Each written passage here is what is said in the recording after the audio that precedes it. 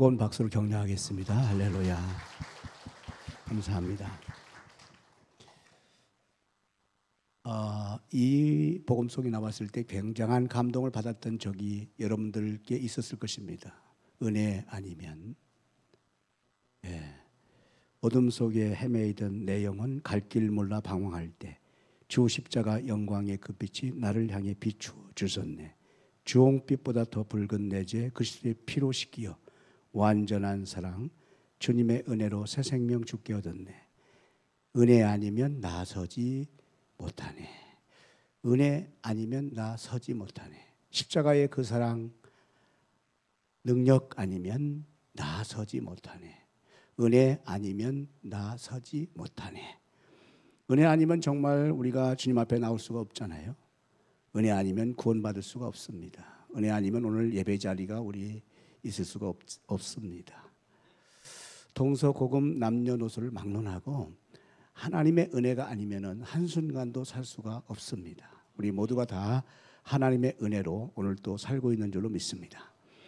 오늘 그 대표적인 은혜의 사람 이 다윗의 말씀을 통해서 은혜로 살았던 다윗의 삶을 통해서 과연 다윗이 우리에게 주는 메시지가 무엇일까?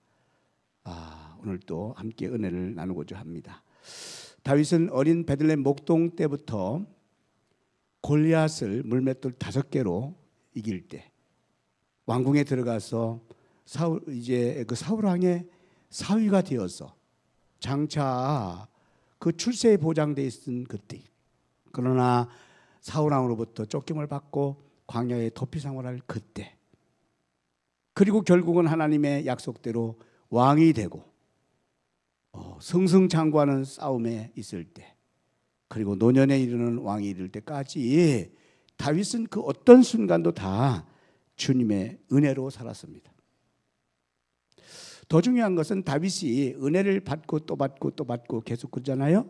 그 은혜를 유지했던 것, 관리했던 것이 참 좋고 그 은혜가 더 큰 은혜로 갔던 것은 더없이 또 좋았습니다. 그런데 다윗이 이런 은혜를 받고 은혜를 누리고 은혜를 또 계속 받고 유지했던 거, 여기에는 어떤 비결이 있지 않겠어요? 어떻게 다윗이 그런 은혜를 받고 또 받고 또 받고 그 은혜를 유지하며 갈 수 있었을까? 어떻게 가능했을까라고 하는 가장 큰 이유는 바로 다윗의 겸손에 있었다고 하는 사실입니다. 오늘 주제가 겸손입니다. 겸손은 은혜 받은 사람의 확실한 모습이에요.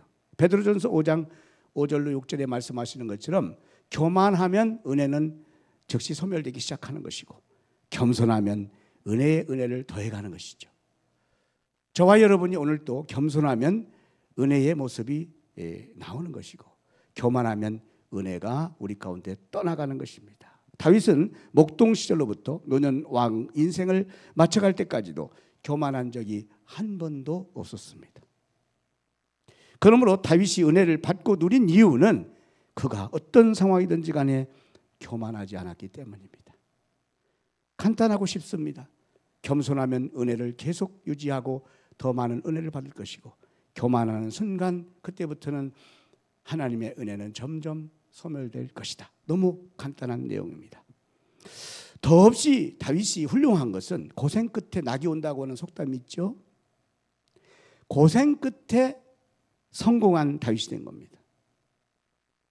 자, 이 무슨 말이냐면은 여러분 보편적으로 사람은 고생 끝에 성공했을 때, 즉 자신이 노력해서 이룬 성과를 거두었을 때 자부심이 큽니다. 그 속에는 자신도 모르게 겸손보다는 교만이 자리 잡을 수밖에 없는 것이 우리의 인생입니다. 지금까지는 교만할 것이 없어서 겸손했는지 모르지만 이제는 왕이 되었으니 교만할 만도 한 것입니다. 그렇습니다. 여러분, 우리가 이제까지는 겸손할 수밖에 없는 삶이었다면 교만할 수 있는 환경과 상황이 됐을 때 이때가 바로 진정한 겸손을 보여야 될 때라는 사실이죠. 다윗의 겸손은 바로 여기에 있었던 것입니다. 교만할 만한 위치에 있을 때 교만하지 않고 참된 겸손을 가질 수 있는 이 겸손의 지혜, 이게 중요합니다. BC 4세기경에 로마에 알키비우데스라고 하는 장군이 있는데, 이분은 말이죠, 굉장한 승승장구하는 장군이었어요. 싸움에 나가서 백전백승할 정도로 싸움에 능한 용사였어요. 그러니까 황제가 땅을 얼마나 많이 주겠어요? 하사품으로. 땅 부자가 되었습니다. 이 장군은 만나는 사람마다 자기의 정과를 자랑하고 땅이 많은 것을 또한 자랑을 하기도 했습니다. 어느 날 소크라테스를 찾았습니다. 그 유명한 철학자 소크라테스를 만났습니다. 소크라테스 선생 앞에도 이제 드디어 정과를 자랑하고 그 다음에 땅 자랑을 막 했습니다. 소크라테스가 듣다가 자기 서재에 가서 지도 한 장을 가지고 왔습니다. 아, 그렇습니까? 그러면은 장군께서 가지고 있는 땅을 이 지도에 좀 어딘지 좀 표기를 좀 해주십시오. 나도 좀 알고 싶습니다. 이 지도를 내놓는 순간 보니까 글쎄 한 나라도 농구만 그밖에 안 되는 것입니다. 자기가 가지고 있는 아수카라는 땅이 굉장히 넓은 땅이었지만은 한 나라도 농구만큼도 안 되니까 점을 찍을 데가 없는 거예요. 표시할 만한 곳이 없는 겁니다.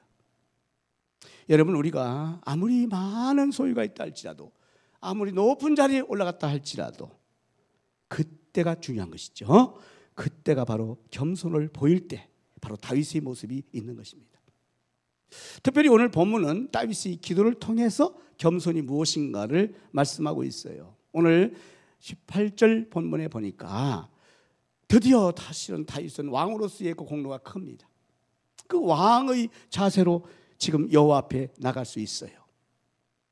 그런데 그는 왕으로서의 공로가 나타나기보다는 정반대의 모습을 보이고 있어요. 오늘 다윗의 기도는 바로 겸손 그 자체를 말하는 것입니다. 최고의 권력자가 됐습니다. 한 나라의 왕이 되었습니다. 그럼에도 다윗은 전혀 교만한 모습이 없습니다. 여전히 주님 앞에 겸손했습니다. 보편적으로 성공하면, 출세하면, 잘되면 하나님을 잊는 경우가 많죠. 대부분의 모든 사람들은 자기 일이 바쁘기 때문이죠. 여러분, 성공하면 성공할수록, 소유가 많아지면 많아질수록 자기 일에 열심을 품을 수밖에 없잖아요. 다윗 왕은 왕이 됐으니 얼마나 바쁘겠습니까?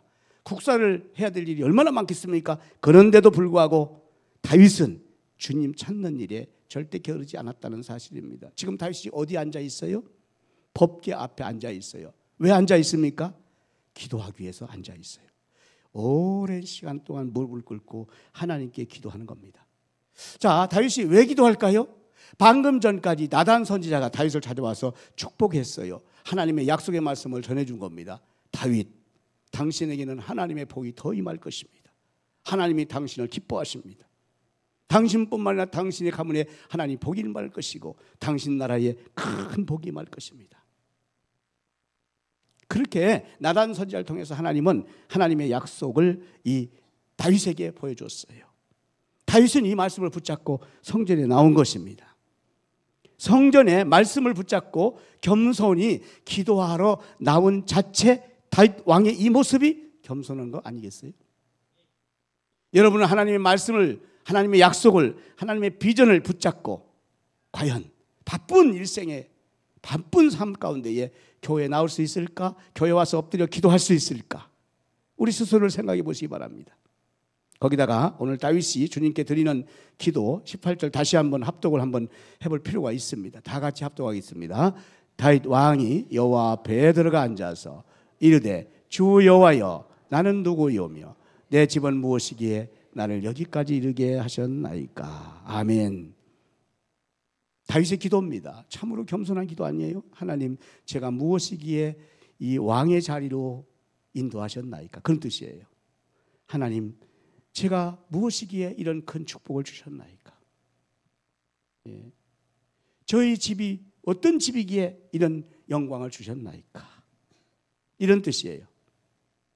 모든 것을 다 가진 왕으로서 더 이상 무릎을 꿇을 수 없는, 대상이 없는 이런 다윗의 지금 환경인데도 불구하고 하나님께 나와서 하나님, 제가 무엇이간데 이런 은혜를 주셨나이까. 저희 집이 어떤 집인데 이런 영광을 주셨나이까. 주님께 무릎 꿇고 있는 겁니다. 이 말은 저의 영원한 주, 영원한 왕은 여호와 하나님이십니다. 이렇게 고백하고 있는 것입니다. 아프리카 케냐의 윌리엄 루트 대통령이 작년에 우리나라를 방한했습니다. 이 루트 대통령은 2022년도 9월 달에 케냐에서 독실한 크리스찬으로서 대통령에 당선이 됐습니다. 이 루트 대통령께서 우리나라 방한하면서 서울의 모 교회를 방문해서 3분 간증을 했어요. 그때 이 대통령이 이렇게 간증했습니다. 여러분, 저는 주님 앞에서 대통령이 아닙니다. 저는 하나님 앞에서 왕이 아닙니다. 저는 주님 앞에서 집사입니다. 그리고 고백했어요. 제가 왕이 된 것은 주님의 은혜입니다. 그때 모든 우리나라 성도들이 박수로 오래가 쳤죠. 그는 말만 그렇게 한 게 아니라 그의 국정이 그렇게 케냐를 통치하고 돌보고 섬기고 있다고 고백했습니다. 그렇습니다. 우리가 하나님 앞에 주님만이 왕이십니다. 우리는 왕이 아니기 때문에 쉽게 이렇게 얘기할 수 있지만 다윗은 왕된 모습에 왕으로서 하나님께 나가서 주님이 왕이십니다. 이렇게 고백하는 것이 쉬운 일이 아니잖아요. 하나님은 이 다윗의 겸손한 기도에 아마 큰 감동을 받았지 않았을까, 이런 생각을 지금도 갖습니다. 그러므로 겸손이라는 것이 무엇입니까? 신앙적 정의로는 자신을 하나님 앞에 낮추는 것을 겸손이라고 볼 수 있죠. 기독교의 가장 중요한 핵심적 가치라고 볼 수 있어요. 빌립보서 2장 5절로 6절 보면은 예수님께서 바로 그런 모습을 주님 앞에 보인 겁니다. 자, 너희 안에 이 마음을 품으라 곧 그리스도 예수의 마음이니, 그는 근본 하나님의 본체시나 하나님과 동등됨을 취할 것으로 여기지 않고 인간의 모습으로 낮은 이 땅에 오셨다는 것이죠. 이 자체가 겸손이라는 겁니다. 자기 자신을 하나님이 낮추어서 인간 되어 오신 것, 이 자체가 겸손의 극치 아니겠어요? 겸손의 핵심이 아니겠어요? 예수님은 말구유까지 오셨고 십자가에까지 낮아져 돌아가셨습니다. 그리고 말씀하실 때 나는 마음이 온유하고 겸손하니 내 멍에를 메고 배워라. 즉 주님을 따라가는 크리스찬들은 예수님의 겸손이 있으라, 이런 뜻을 말씀했습니다. 여러분, 주님 앞에 자신을 최대한 낮추는 것, 이것이 겸손인 줄로 믿습니다. 과연 우리가 주님 앞에 최대한 우리가 낮춰져 있는가 라고 우리를 스스로 검토할 수 있는 시간이 됐으면 좋겠습니다. 겸손은 자신의 연약함, 부족함을 깨달을 때 가능합니다. 그때 낮출 수가 있습니다. 그래서 우리 자신이 주님 앞에 우리를 내려놓고 비울 수 있는, 그때 주님 뜻을 따라갈 수 있는 것이죠. 겸손의 극치는 내 뜻을 내려놓고 주님 뜻을 따라갈 수 있는 것, 이게 겸손의 극치입니다. 가장 신앙적인 겸손의 또한 모습을 다시 보여주고 있잖아요. 주님, 제가 누굽니까? 자기 자신의 존재를 아는 사람이죠. 다윗은 지금 법궤 앞에서 기도하고 있습니다. 주님, 제가 누굽니까? 이게 자신을 몰라서 하는 기도일까요? 다윗은 자신을 너무 잘 알고 있었습니다. 이런 은혜를 받을 만한 자격이 제가 없습니다, 이런 고백이 아니겠어요? 이런 영광을 받을 수 있는 우리 집안이 아닙니다, 이런 고백이 아니겠어요? 제가 무슨 공로가 있고 자격이 있어서 왕이 됐습니까? 이런 은혜를 받았습니까? 주님께 되묻고 있는 기도가 아니겠습니까? 다윗의 이런 겸손이 그 은혜를 소멸당하지 않은 것입니다. 계속 누릴 수가 있었던 것이고, 더 큰 은혜를 지금 나단 선지자 입술을 통해서 받게 되는 것입니다. 저와 여러분이 이런 겸손의 고백이 있기를 축복합니다. 자, 자기 자신을 잘 알게 될 때 은혜를 절대 잊지 않을 수가 있습니다. 그래서 다윗은 자신이 목동임을 잊지 않았던 것이죠.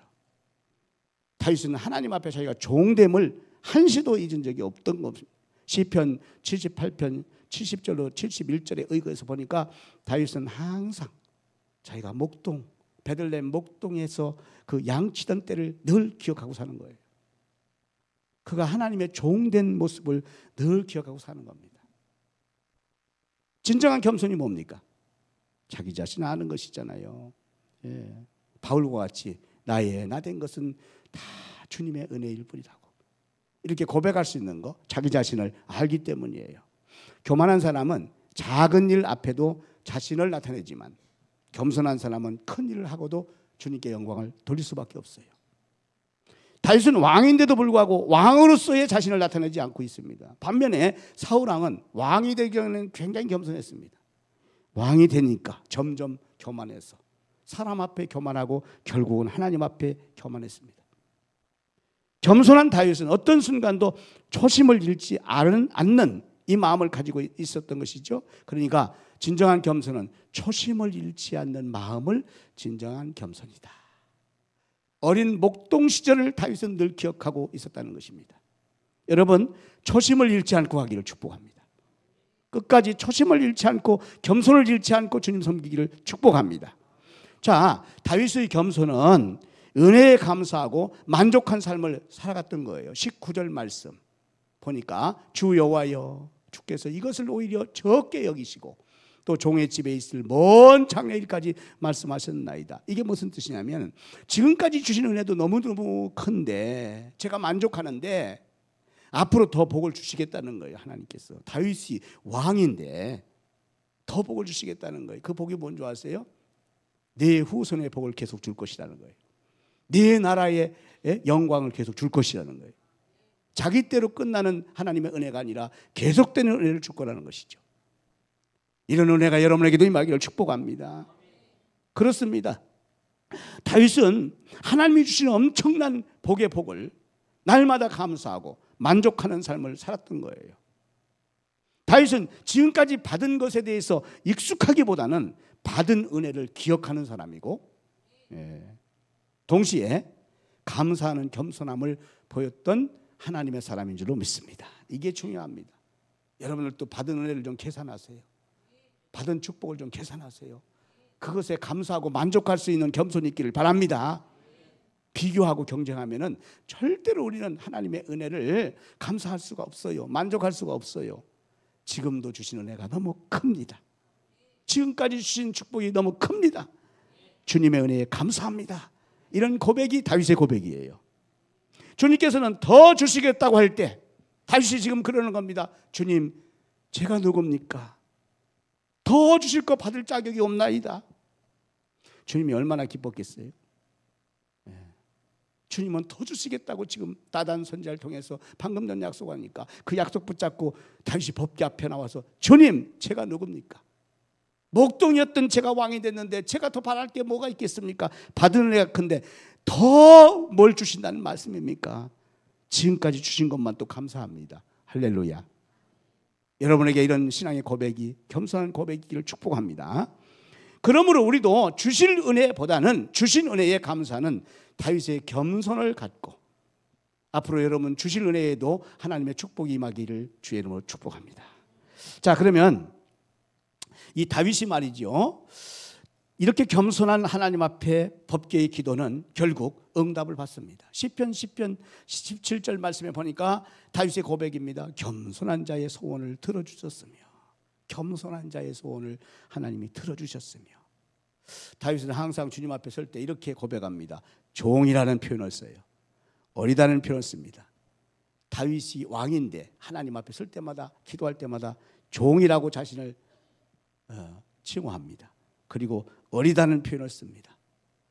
저도 전에 말이죠, 나이가 조금 젊었을 때 목회할 때 저희 선배 목사님들이, 나이가 막 많이 드신 60대 이런 목사님들이 아니 기도할 때 뭐라고 기도하냐면은 이 어린 종을 불쌍히.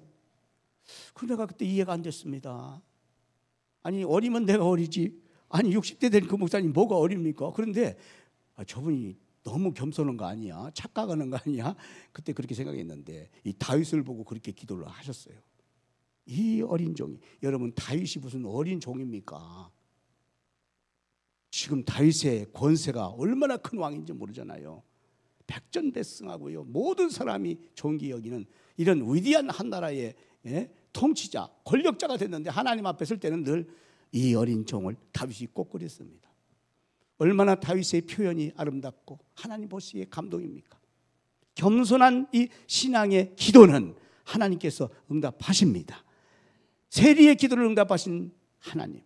바리새인이 얼마나 훌륭합니까? 그러나 바리새인의 기도는 교만하기 때문에 하나님께 못 미친 거예요. 그렇겠죠. 여러분들도 여러분 대하는 사람들 중에 교만한 사람 있어요, 없어요? 없어요? 아니 조금 잘됐다 해가지고 어깨에 탁 힘이 들어가고 이 말도 내가 여러분 주변에 그런 분 없어요? 어제까지 평민이었다가 투표 딱 찍어가지고 뭐 하나 딱 붙여주니까 그전에는 막 90도로 인사하다가 오늘 만났는데 알기는커녕 아주 그냥 자기가 먼저 인사를 가도 언제 나를 아느냐는 팅 이렇게 가는 사람 있죠? 없구나. 정치인들 가운데 그런 사람 없어요? 어제까지 막 90도로 인사하면서 한 표부터 하겠던 그분이 여기다 뭘 붙이고 나니까 그때부터는 팽. 여러분 우리 주변에는 정말 그렇죠. 교만할 만하니까 교만할 수 있는 사람들 있을 수가 있어요. 바리새인이 얼마나 교만할 수밖에 없죠. 왜냐하면 철저한 신앙, 철저한 인격 가지고 있었지만은 하나님 앞에서조차도 바리새인은 교만했기 때문에 그 기도는 하나님 앞에 못 미치는 거예요. 하나님이 내치시는 거죠. 세리는 정말 죄인 같았지만은 하나님 앞에 눈도 제대로 못 이렇게 뜨고 우러러보지 못하고 저 뒤에서 하나님 저는 죄인입니다 라고 할 때 그 겸손의 기도가 하나님께 상달됐다고 예수님이 말씀했어요. 저와 여러분이 하나님 앞에 항상 기도할 때 겸손한 자의 기도가 되기를 바랍니다. 반드시 여러분의 기도는 하나님께서 듣고 응답해 주실 줄로 믿습니다. 겸손한 다윗은 높임을 받고 존귀한 자가 됐습니다. 잠언서 29장 23절에 보니까 겸손하면 영예를 얻을 것이고 잠언서 18장 12절에 보니까 겸손하면 존귀의 앞잡이가 될 것이다. 다윗처럼 더 높고 존귀한 자가 없어요. 왜 그랬을까요? 하나님 앞에 낮을 대로 낮고 겸손했기 때문이잖아요. 이 땅에서 여러분 존귀한 자가 되기 원하면 영예로운 자가 원하면 하나님 앞에 항상 겸손하게 할렐루야. 여러분의 가문이 빛나기를 원한다면 여러분의 일터가 성공하기 원한다면 주님 앞에 다윗처럼 항상 겸손하게 주님을 높여드리기를 축복합니다. 한 가지 중요한 다윗의 겸손을 말씀드리려고 해요. 이 겸손이 다윗의 가장 핵심적인 겸손이 아닐까 생각합니다. 다윗이 딱 한 가지 이루지 못한 것이 있었습니다. 그게 무엇이죠? 다윗 하면 여러분 한 가지 이루지 못한 아쉬운 점이 있잖아요. 다 이루고 하나님 마음에 합한 하나님의 사람이 됐는데 요거 딱 한 가지는 못했잖아요. 성전 건축을 못했어요. 아니 성전 건축을 왜 못했을까? 다윗은 성전 건축이 가장 원하는 소원 중에 소원이었습니다. 왜냐하면 법궤가 저 불에서 뺏겼고 법궤가 들어오면 복이라는 걸 너무너무 잘 알고 법궤를 즉 하나님을 잘 모시면은 자신도 나라도 부강하고 잘 되는 걸 너무너무 깨달아 아는 다윗이에요. 더군다나 다윗은 얼마 전에 왕궁까지 지었어요. 이게 왕궁에서 그 화려한 왕궁에서 지내는 것이 왜? 하나님의 성전이 없는데 늘 불편한 거예요. 이렇게 겸손한 다윗이 얼마나 불편하겠어요. 그래서 성전을 지어서 하나님께 영광을 돌리고 싶은데 다윗이 부족한 게 뭐가 있습니까? 성전 짓는데 재료가 부족합니까? 사람이 부족합니까? 기술이 부족합니까? 하나 부족한 게 없잖아요. 명령만 내리면은 다 사람들이 올 것이고 기술자가 올 것이고 돈이 올 것이고 재료가 올 것이고 다윗이 부족한 게 뭐가 있어요? 부족한 것이 하나도 없잖아요. 그런데 주님께서는 나단 선지자를 보내서 말씀하시는 거예요. 다윗아, 내게 이런 많은 복을 주는데 너는 성전 건축만큼은 안 된다. 그러시는 거예요. 왜냐하면 너는 전쟁에 나가서 피를 많이 네 손으로 흘렸기 때문이다. 나의 거룩한 성전을 그 손으로 건축할 수가 없느니라. 성전 건축은 네 아들 솔로몬이 하게 될 것이다. 주님이 그렇게 말씀하시는 거예요. 여러분에게 주님께서 수많은 축복과 약속을 주셨어요. 그런데 주님께서 여러분에게 약속하시는 아주 중요한 말씀이 있을 때가 있어요. 그 말씀을 도저히 받아들일 수 없는 말씀을 주실 때가 있어요. 다윗은 지금 성전 건축 다 준비해 놨거든요. 왕이니까. 그리고 간절히 원하니까. 명령만 내리면 사람들이 오고 기술자가 오고 돈이 오고 재료가 와서 뚝딱딱딱 그냥 몇 년 안에 엄청난 성전을 지을 수가 있어요. 그런데 하나님이 나단 선지자를 보내서 그렇게 말씀하시는 겁니다. 여러분, 진정한 겸손이 뭘까요? 하나님의 말씀, 하나님의 뜻을, 내 뜻을 내려놓고 따라가는 거잖아요. 아멘 좀 하세요. 이게 진짜 겸손 아니에요? 여러분, 자녀들이 진짜 부모님께 순종하는 게 뭐예요? 부모님의 뜻을 알고 따라오는 거잖아요. 지가 아무리 똑똑해도 부모 앞에 똑똑한 자식이 누가 있어요? 네? 그렇잖아요. 그게 진짜 제대로 된 자식이 아니에요? 자식이 아무리 똑똑해도, 아무리 성공했다 할지라도, 아무리 지식을 많이 쌓았다 할지라도 부모 앞에 똑똑한 자녀가 어디 있어요? 예, 부모의 뜻보다 더 귀한 뜻이 자식에게 어디 있겠어요? 그 부모가 자식을 사랑하지 않는 자식이 부모가 누가 있겠어요? 자식 잘 되기 위해서 하는 말이지 다. 그런데 자기의 뜻을, 자기 생각을 내려놓고 부모 뜻을 쫓아가는 그 자식, 성공한 그 자식, 진짜 자식이죠. 아멘 좀 크게 해주세요. 할렐루야. 예? 여러분, 우리 아버지 하나님의 마음이 어떤 마음일까요? 다윗이 목동이었는데 왕까지 됐어요. 왕 될 정도가 아니에요. 만국을 통치하는, 천하통일시키는 아주 대단한 왕이 됐어요. 없는 게 없습니다. 그런데 주님이 말씀하시는 거예요. 다윗, 너는 성전을 건축할 수 없어. 네 아들이 건축해야 돼. 다 준비했는데 이 하나님의 말씀에 대해서 다윗이 아멘. 왕된 다윗이, 모든 것 준비한 다윗이 자기의 뜻을 꺾고 자기 생각을 내려놓고 주님 뜻에 아멘. 알겠습니다. 너무너무 아쉽지만은, 다 준비했지만은 주님의 뜻이 그 뜻이라면 제가 그 뜻을 순종하겠나이다. 여러분, 최고의 겸손인 줄 믿습니다. 저와 여러분, 이런 겸손의 자세가 있기를 바랍니다. 여러분께서 하나님의 말씀을 들을 때 감동이 오시잖아요.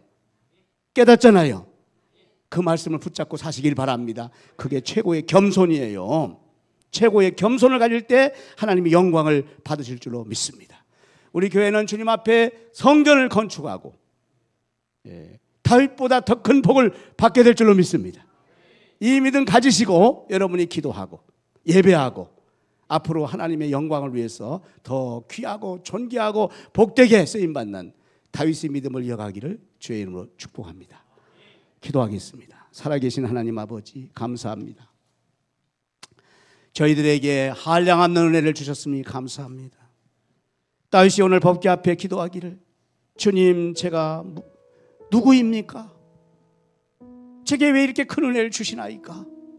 고백하는 것처럼 하나님 아버지, 우리가 하나님의 은혜를 깨닫고 그 은혜에 우리가 감사하며 우리 자신을 깨달아, 우리 존재를 깨달아 하는 성도의 삶이 되게 하여 주시옵소서. 어떠한 환경과 상황 앞에서도 우리는 교만하지 않고 겸손하게 주님을 섬기게 하여 주시옵소서. 특별히 내 뜻을 내려놓고 주님 뜻 앞에 순종할 수 있는 다윗의 겸손을 본받게 하여 주시옵소서. 한량없는 하나님의 축복이 예비되고 있음을 믿습니다. 우리 교회를 향하신 하나님의 축복이 예비됨을 믿습니다. 오늘 또 예배하는 모든 성도 한 사람 한 사람 그 삶과 그 일터와 그 가정 위에 한량없는 축복이 예비됨을 믿습니다. 이 믿음으로 주님 잘 섬길 수 있는 은총을 허락하여 주시옵소서. 살아계신 우리 주 예수 그리스도 이름으로 기도하옵나이다. 아멘.